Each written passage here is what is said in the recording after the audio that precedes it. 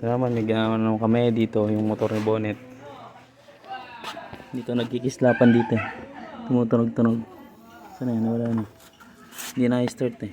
Dito lang ang problema. Na-check na namin lahat. Yan yan sa wire.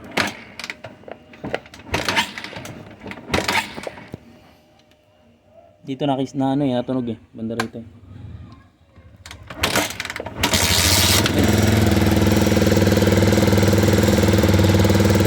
Yan, tinan mo dyan, sa banda dyan, naipit yan dyan.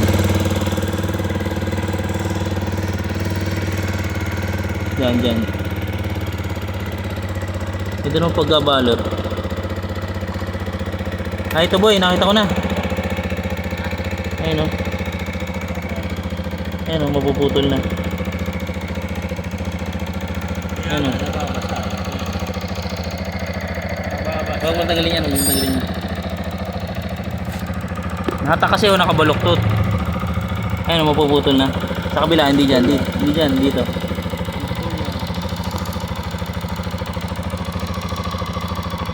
Ayun o. Kalabas na yung wire boy.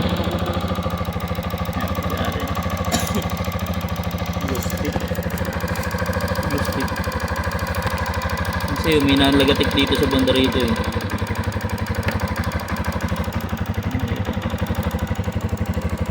Ganyan mo lang.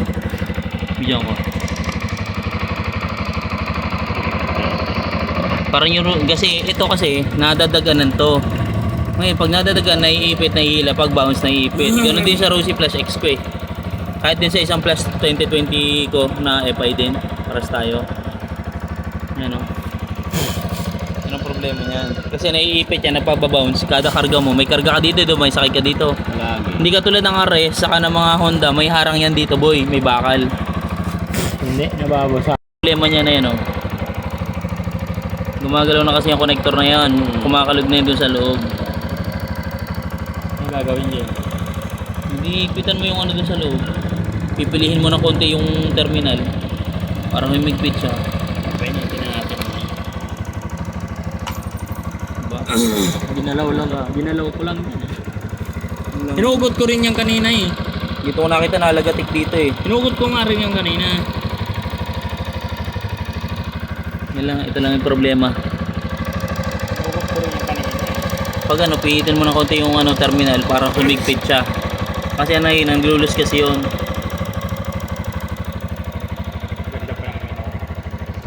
Hindi pa minarot eh. Kaya check engine to eh. Oh. Ah, see you. Sabit mo ECU ko. Ito ECU niya. Mag-test, tinesting mo.